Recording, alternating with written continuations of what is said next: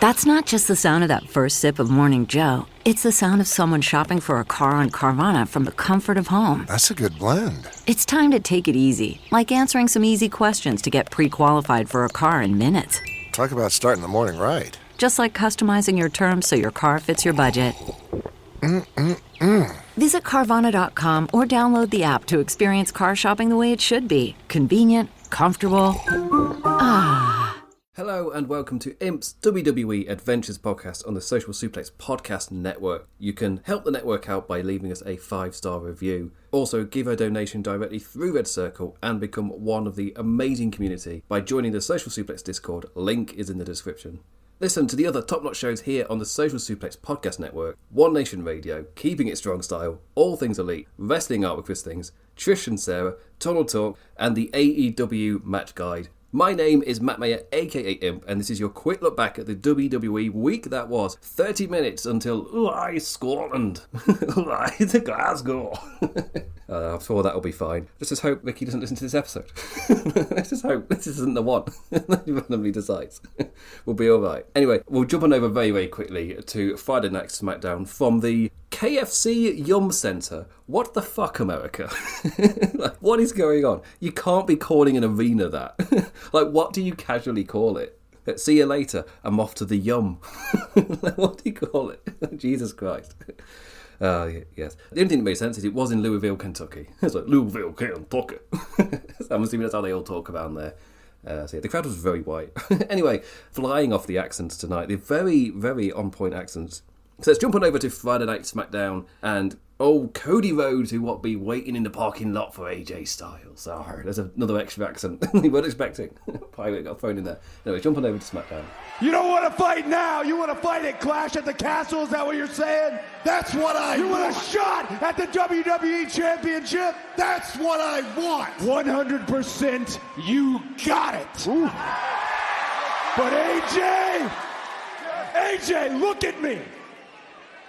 This isn't just any regular match. I'm not just gonna beat you. I am going to make you say what you should have said last week, and that is I quit. Cody Rhodes was waiting for AJ in the parking lot from the start of the show. Styles showing up halfway through in the car packed with his lads. Cody then immediately realising he won't be able to get through the security to get to them. So we steady cam, follow Cody out into the arena so he can call the man out there, knowing that will work. It was oh, for God's sake, sod it, I'm the champion, I was going to go call him out. I was like, yeah, using your power, well done. AJ and the Good Brothers then came out, but security creates a barrier between them again. Wait, sorry, they're both Republicans. They build a wall between them. Styles challenging another title match. Cody accepting but angry and amped up because of last week, laying down that it will be an I Quit match in Glasgow. The rematch set for Clash at the Castle. Security holding Cody back, AJ taking advantage and charging down the ramp for an opportunistic forearm, the baddie villain that he is. For me, I started off with this one just because it's one of the matches I have the most interest in. Those that have had a little bit more time to bubble. Because for me, this is a commentary on the Scotland show. Quite a few people have just been thrown onto the show for the Scotland pop. Some people, like Piper Niven, she's been on the show. She's not really been pushed as a force or whatever, but she's been involved. She was in the Queen of the Ring tournament, losing the first round, but she was in it. But had to go through her to then get to the final for the Smackdown one against Nia Jax. So they have used Piper Niven kind of like in that way as that little beforehand for the person to prove they can fight up against the bigger lass before they have to go against the real force on Smackdown in Nia. It seems like Piper's been used as that again, so at least she's been on the show. Alba Fire and Isla Dawn, however, Monday Night Raw, they haven't been on TV at all until this Scotland show. And it's fair to say that in some of the promos, the crowd have somewhat been seeing through it, where they weren't really responding to Piper. They very quickly went into the what chant stuff, and it was very see-through of, she's getting a chance to show she can get the pop in Scotland. Like the crowd didn't really pluck up to go for it, really. This week, Monday Night Raw was not in the crowd that really made noise for anything. That didn't really help at all. Not on this Kentucky show. But when it comes to sort of the other matches, there's some matches where we have a lot more investment just because of the time they've been taking to play out. Like the Drew McIntyre story's been playing out for a really long time, even if his stuff with Damian Priest hasn't been playing, that specifically hasn't been playing out for the longest. It's been playing out longer than some of his other stuff, which is, you're Scottish, let's just throw you onto the card. Drew McIntyre seemed to be set for this for a while, and his character has had this through line the entire time. So even though if he specifically hasn't been feuding with Damian Priest until more recently, his character arc has been building to this the entire time, and it feels like this is the direction it's going to, and this is the big twisting point for his character, which we'll get to when we talk about Monday Night Raw. Cody and AJ is another one of those matches that, because it had the through line through Backlash and then that twisting into this arc to build up this match, there's a little bit more to it as well. So it just feels like it's the story on SmackDown. It's just got a little bit more to it. There's a little bit more investment in the characters. Still, relatively predictable finish, but if AJ gives him another strong match, then at least Cody, even if he's not had matches where you think it's not the Damian Priest problem. Damian Priest has faced Jey Uso. What a title run. What a title run. Wow, incredible, insane. It's weird that it's a match that did so much for Jey Uso and so little for Damian Priest, and that is the thing that has stayed. Just that sentiment of, wait, the other guy is the champion. When you watch the other people that Damian Priest is feuding with, which is my main critique, is that all the other people are more interesting because he doesn't really have anything going on. And his storyline going on with the Judgment Day isn't really elevating him as a champion. So it's, with Cody there at least, he's got this stuff here. He's got the really strong feud with AJ. He had a strong match with Logan Paul as well. Getting big matches, and now with AJ finally gets a bit more of a story to sink his teeth into. Ahead of whatever's going to happen at SummerSlam. Be it a Randy Orton heel turn, be it a returning Roman Reigns, just to get that out of the way. Be it Solo Sikoa being built up to challenge him only for Roman Reigns to return and cost him, or something like that. There's loads of different things you can do.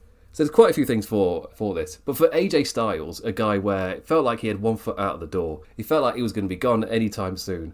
I never would have predicted Ricochet would be gone before AJ Styles, given the way that AJ Styles had been booked, the way that he lost his theme and everything. It felt like, oh, okay, he's going to get through the stuff of LA Knight, in a proper LA Knight. Then he got the feud with Cody Rhodes. Like, oh, actually, no, it makes more sense, because this era actually wants to send off the wrestlers with a bit more respect, rather than, oh, you're leaving us sodgy then.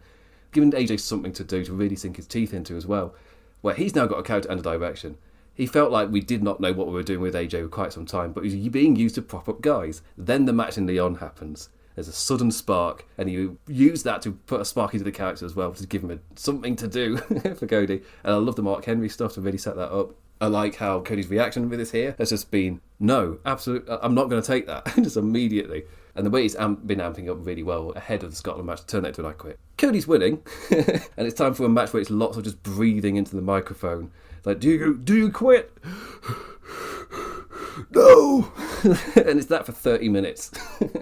Just there's a lot of into microphones, and I'm not a fan of it. I'm not the biggest fan of an I Quit match. It's not a match that gets me excited. That said, if anyone's going to get me excited for it, it's Cody Rhodes and AJ Styles. They are two incredibly talented wrestlers in terms of getting you invested in a match and the story that they're telling. They did it in Leon with the absolutely insane crowd just feeding off of them so well. Cody's always been great with shenanigan-led stuff, and there's nothing more should get shenanigan-y than a I Quit match. It's floodgates wide open for that sort of thing. If anyone's going to treat me nice, it's going to be those two. Don't know why I phrased it like that. In terms of what else was on the show, the Bloodline fully kicked us off on the show. Paul Heyman got his, really felt like his first opportunity to build up the new Bloodline with all the gang out there in the ring, officially announcing infamous Tonga Loa as the full-time member and Tama Tonga as the right-hand man. I mean, infamous is quite a good usage given what happened online with his protection beforehand. It's like, oh, infamous is one way to describe those chops. It's one way. In the most threatening way, making sure that Heyman knew the Gorillas saved him from Kevin Owens last week. Say their name and they will come out rules. Kevin Owens out, taping his hand for a fight, but it is 3 against 1. Wade Barrett with a delightful ooh, like he'd just seen a delicious Bakewell tart. For the Street Profits, music hitting for the 6-man setup, running out. This just made me laugh. It's like the Street Profits music hit and it's like, ooh. Like, what a delicious little treat. Like William Regal seeing Excalibur on commentary. He's like, oh, you delightful little tart. I miss those. I miss the William Regal greetings to Excalibur so much. It's like, I know what I'm doing after I finish recording this. I'm going to watch that montage again of all of them. It's like, oh, you can ooze your jam all over me. It's like, oh, I loved it so much. For the actual match itself, the Bloodline versus Kevin Owens and the Street Profits in the main event, you've got 10 minutes till we're off air. Get to it quick, chaps. Okay, fine, yeah, slow it down. Yeah, sure. Yeah, sure, we've got time. Back and forth, Owens getting the biggest of glows, the Bloodline numbers stopping the Canadian from having a chance of taking the win. The brawl to the outside ending in high-flying fashion with Tez launching himself over the ring post. Into the DQ chair shot from Sikoa. Hey, we got about 6 minutes of action first before we hit that DQ, so good for you, well done. Going to spike the held forward, instead opting to spear him in a little more direct nod to Roman. I guess we're closer to SummerSlam, we can finally start nodding to it a bit. KO powerbombed through the table, going off air with the new bloodline raising their wands. We Want Roman became We Want Randy as the crowd correctly read the air. It feels like that's what we're directly going for. It's just quite nice to see that they start with We Want Roman in every one of these segments, but by the end of it, the way it's built up with Kevin Owens and that flow, it always ends up in We Want Randy, which I feel like is very correct for what's going to happen with SummerSlam. I feel like we're going to get some form of Kevin Owens and Randy Orton. We're going to get some form of Randy Orton taking on the Bloodline lads. Speaking of tag team matches and predictions and things, Belair and Cargill versus Indy Hartwell and Candice LeRae. The two teams from Raw, Baszler and Starks and Fire and Dawn, immediately out to ringside.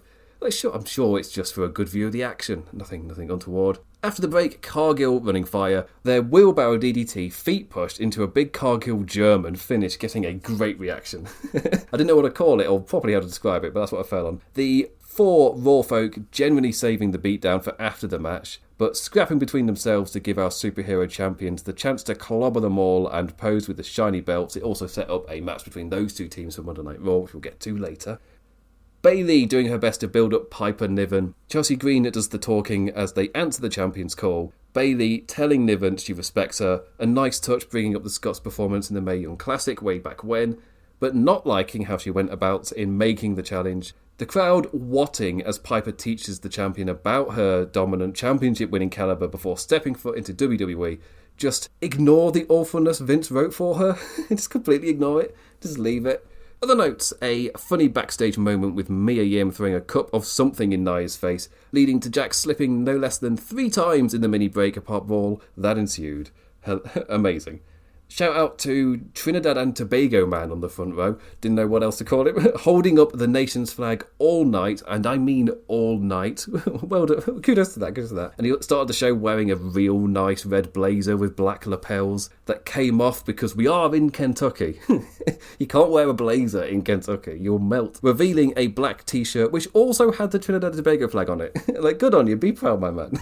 Be proud. Johnny Gargano faced Grayson Waller in the reverse of last week's tag lads in singles action. The challengers won last week, so you know what the next beat is. Like, hey, we got a rotation, Canadian Destroyer, and more tension between the champions. Apollo Crews on the telly again, what a nice surprise. Angel Umberto beating him up backstage. Hey, I said he was on telly, not in action. He was on our screen, he got beaten up backstage. That led into a nice little bit with LA Knight and Carmelo Hayes, filling the now free match slot. After that match, Knight promised to take the fight to Logan Paul if the man's not going to turn up on Smackers. Because Logan Paul was busy making TikToks with Donald Trump, because he's just an honourable guy, you know. he's just an honourable guy. Yeah, I'm hoping the sarcasm kind of comes through. I was like, not being genuine. Anyway, that is the end of Friday Night Smackdown, bubbling up for Clash at the Castle. My prediction last week, this week I'm going to say, continues to bubble. And guess what? It continued to bubble. Really short notice of it. Anyway, with that said, let's jump on over to, I guess, the more interesting show. The show that actually had people talking rather than just going, oh, it's bubbling. It's bubbling. Because Monday Night Raw, we'll say, actually stuff to talk about from the show. It's not just continued to bubble. And we move on. So let's move over to Monday Night Raw, to Toledo, Ohio, the Huntington Center. Unless Cole said the Hungry Town Centre. Like, I've not written it off. You've let yourself down, America, with that Yum Centre bullshit. You let yourself down. Be better.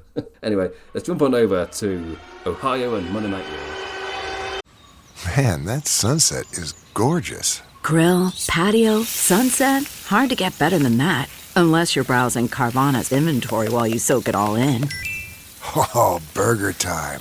So sit back, get comfortable. Carvana's got thousands of cars under $20,000 just waiting for you. I could stay here forever. Carvana, where car buying meets comfort meets convenience. Download the app or visit Carvana.com today.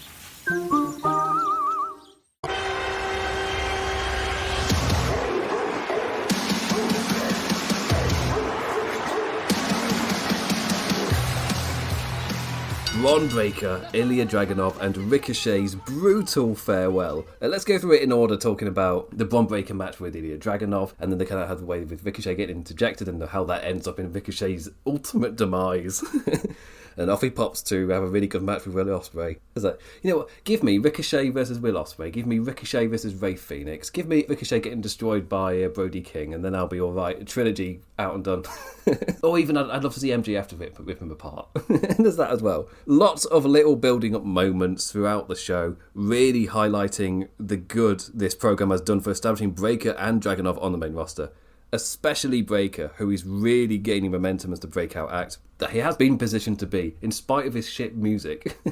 He has been positioned to be that breakout guy. Given time to let Dragunov take it to Breakker 2, not just a vehicle to straight up let Bron clobber. The man's been built up, so now when his opponents take it to him and suplex him in return, they seem all the more impressive for doing so. Ilya impressively jumping coast to coast and following up with a senton with some air. Jesus, he got high on that one. I don't want to be that man's butt tomorrow, because he bounced off of...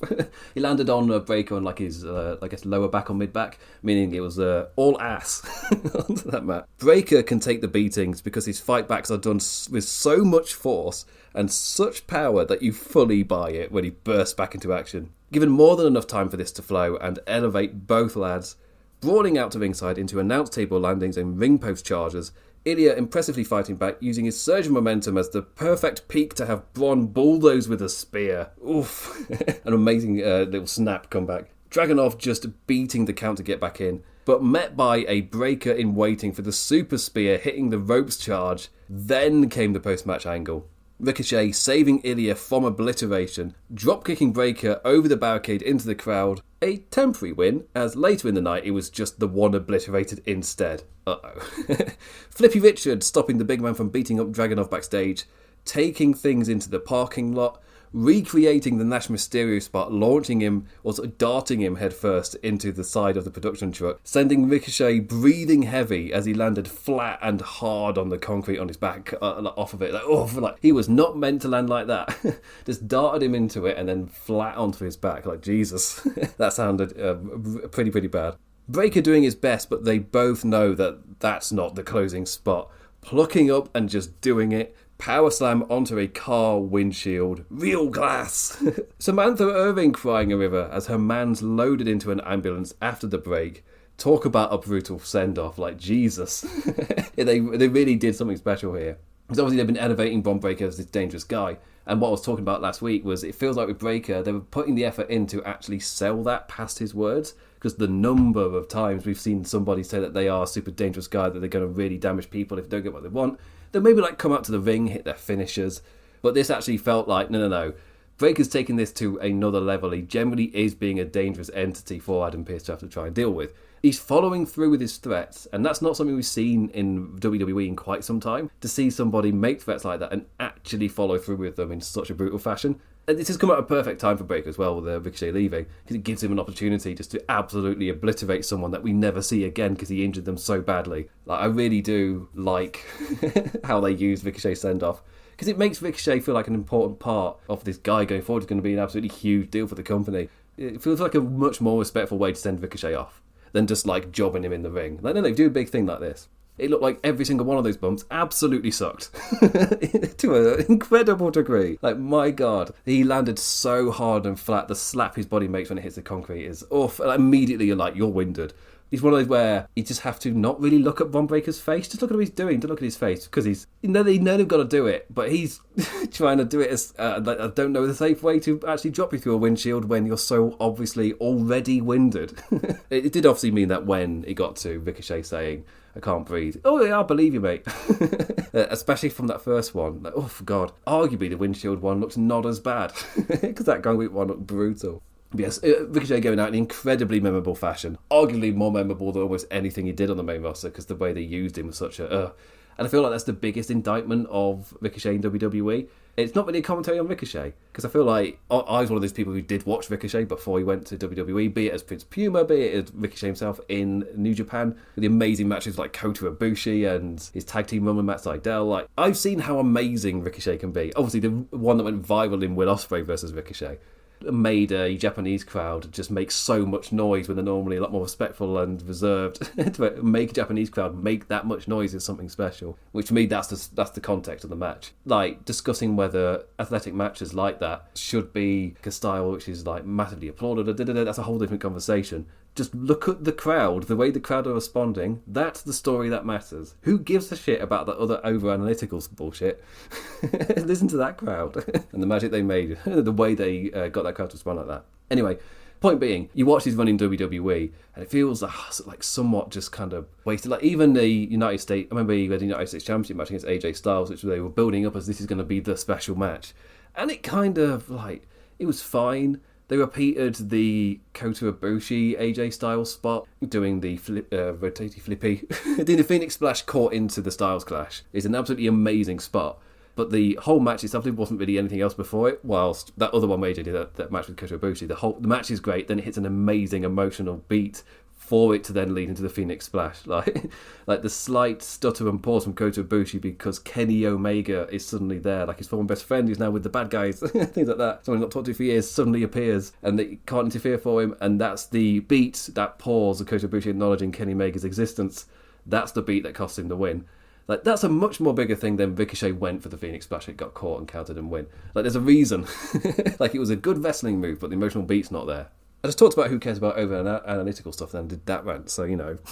Does that get edited out to make myself look better? Oh, now I've done that bit, probably not. Shit. I know what future me's like. Future me hates past me. Anyways, move on to the number one contender, Drew McIntyre, out first to Chinwag ahead of his clash at the Castle. Heroes Homecoming this Saturday. Not getting long to wax at all. Say their name and they will come out rules within seconds. Like, they've only got 3 hour show, they didn't really have enough time for him to actually finish, to actually say anything. Priest having enough of McIntyre passing the blame, laying down the challenge. If you can beat Balor tonight, Judgment Day will be banned from ringside. But if you lose, Judgment Day will have a front row seat to the beating he'll get.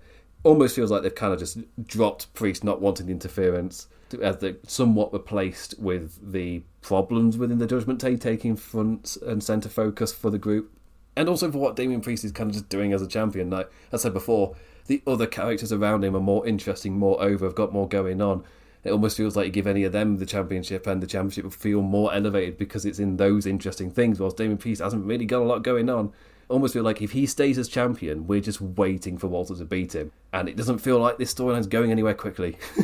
In terms of specifically elevating Damian Priest to really help make him seem like a champion guy, he does feel like someone who's just holding the belt, which is a shame, especially with the Money Bank cash-in. I've always felt like give them momentum beforehand, so you've kind of already got a direction, then they cash it in, but then you've already got a direction, which is why I love the idea of Money in the Bank this year if Drew McIntyre wins it. I absolutely love the scenario that's already built up for this Drew McIntyre character to then get the Money in the Bank and to then once again show his amazing hypocrisy as a character that everybody knows he's got. It's just got a complete inability to assess himself. Everybody else is always to blame. Then he gets the Money in the Bank briefcase and he gets the opportunity to do what he's been shitting on Damian Priest for doing. That's what I do. Obviously, then he has to lose in Scotland to do that. I was like, I've got a certain CM Punk who wouldn't mind getting booed like that. Also, just quickly, elsewhere for Judgment Day before we get to the main event, Liv was continuing to prize weak Dom away from the group in a way. Finn secretly taking her hotel key card off the table during their amping up segment. It's just looking out for his man, right? This isn't building up to some form of like bigger animosity between the group or a fake out animosity for them to all go, nah, to Liv Morgan, or she does actually prize one or two of them away or causes a fraction within the group for Rhea Ripley to either be like, nah, Sodges then, or for Rhea Ripley to help unite the team back together. Nice little things for whenever Rhea Ripley returns. Ray and Dragon Lee teamed up with Big Braun Strowman to try and batter Dom Dom, McDonagh and Carlito. They didn't. Until Liv Morgan came out and worked the distraction, Zelina knocking her off the apron, landing on Dom for the sexy pin, swinging into Dragon Lee, splashing off Strowman's shoulders into Carlito for the win. Which reminded me of the Braun Strowman Ricochet team. I was like, oh yeah, they could have done some big man flippy stuff with that. That'd been fun. Which then took us to the main event, Drew McIntyre versus Finn Balor. Pat filling in for Samantha following the previous angle of Ricochet. Announcing Drew as a big handsome bastard from Scotland did pop me. I'm not going to lie. Once upon a time, this match Drew McIntyre Finn Balor would have been a main event that really hyped me. Now I'm just watching it, waiting for the angle. It's like, that's a WWE brain rot in real-time action. I am actively watching this match with two guys that at one point would have been so excited to see be the main event of Monday Night Raw with both the established characters or whatever. And now at this point I'm like, I'm just waiting for the Damien Priest or Judgment Day to come down. Like, it feels like it's what it's setting up. And I got exactly what I was waiting for. Priest out as McIntyre amps up the Claymore. I've been conditioned.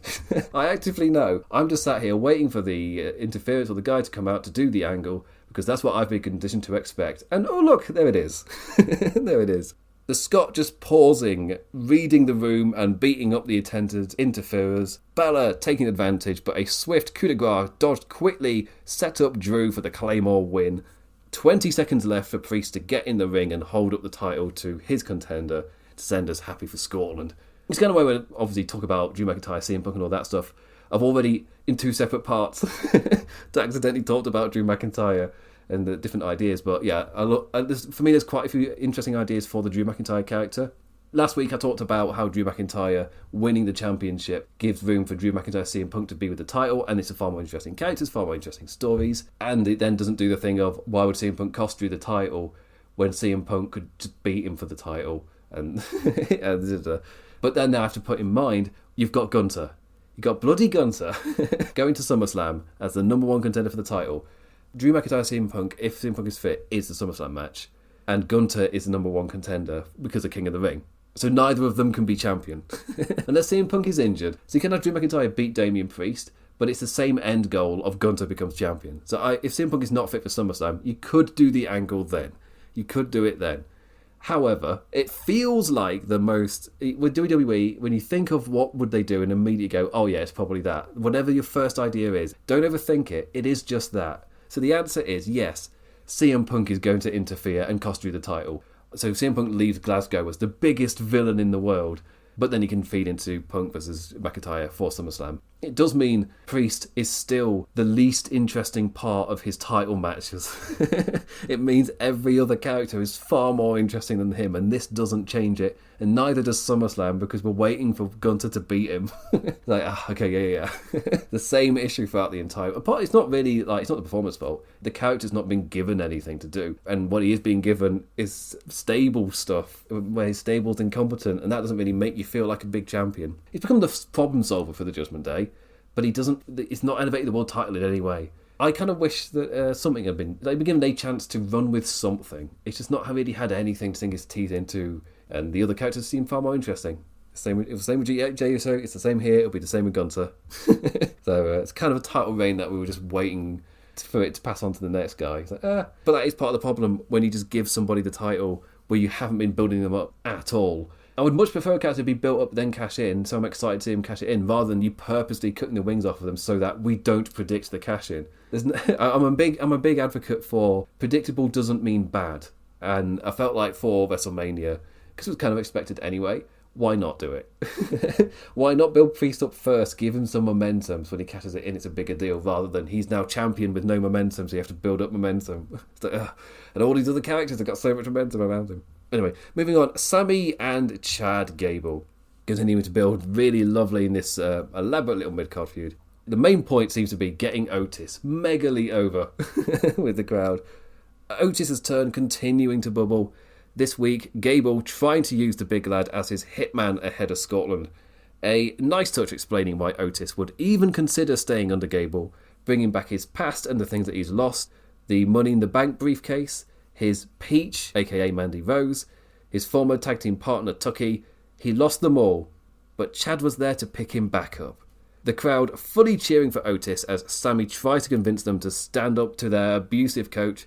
Gable working off of Otis, calling the Academy his family, twisting it to get the man to do his bidding, which led us into Otis and Sami Zayn.